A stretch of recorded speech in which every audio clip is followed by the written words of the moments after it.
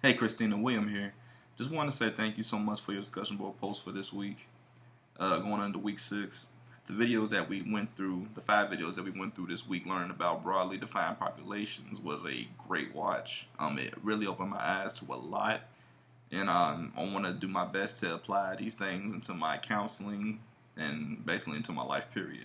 One of the things that I seen that you like was some of the things from Chaplain Sandra Christmas, and pretty much her broadly defined population is serving the imprisoned. I seen from the video that she learned how to love selflessly. She had selfless love.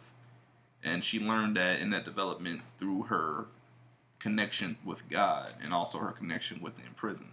Because at the end of the day, everybody needs help regardless of where you're at in your life. And that's just a big notion I seen that you've put into your discussion board post and that you learn. That's just one takeaway that I seen that you put into it.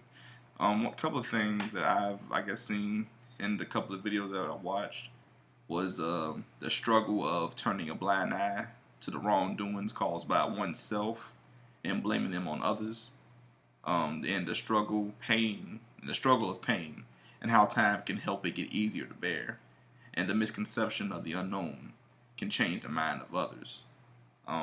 Going through with a quick notion of the 5 videos, I do have a little knowledge from being prior military, so I did enjoy the video with Bill and Jane Smith. It really came to no surprise to me of everything it was going through and talking about, and I know some of our classmates, maybe veterans, maybe yourself as well.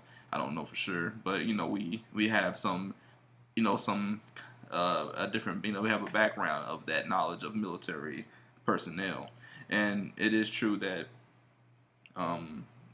people in the Air Forces deal with a whole, it's almost like a different life from the civilian world, and it's it's a little rough. When, it can definitely get rough when it involves families being involved with the military. And I know from experience and watching my fellow sailors in the Navy and watching them with their families, it really takes a strong family. It takes a strong knitted family to stay together, especially living in these days and this time and just being in the military. Period.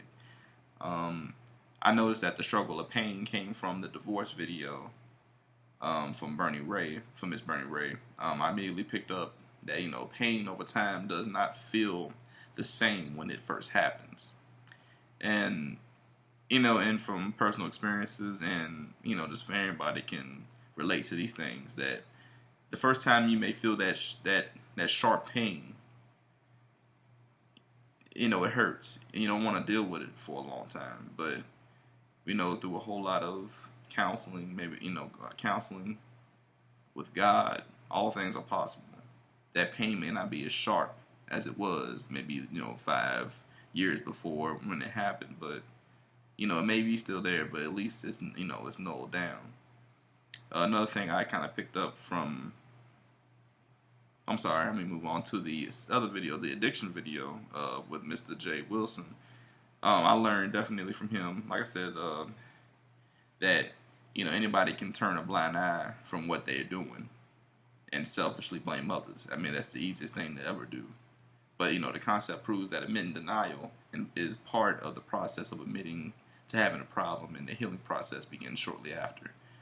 I learned from, like I said, from Miss Sandra Christmas, like I said earlier, the selfless love, and I'm gonna continue to do my best with that. Honestly, personally, I want to have that selfless love. Personally, I thought I had it already, but times we find ourselves thinking that we're up here, but we may be right here. But that's okay. We can get there. But it takes the admitting of our own faults to learn how to get there first.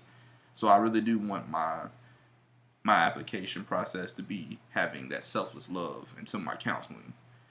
And the last video of Ron Thompson's hospice presentation really was an eye-opener for me, because I definitely had a lot of misconceptions about what hospice was. But that video right there was dead on and exactly what I needed to learn. And a lot of other people, as myself, including myself, may have not even known that as well. But it was an eye opener for every video that I've seen, even with the experience of being in the service.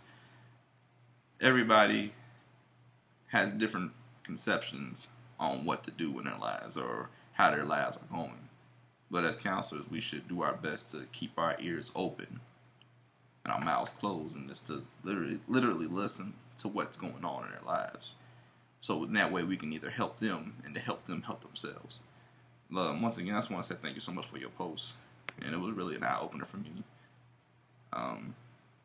Till next time.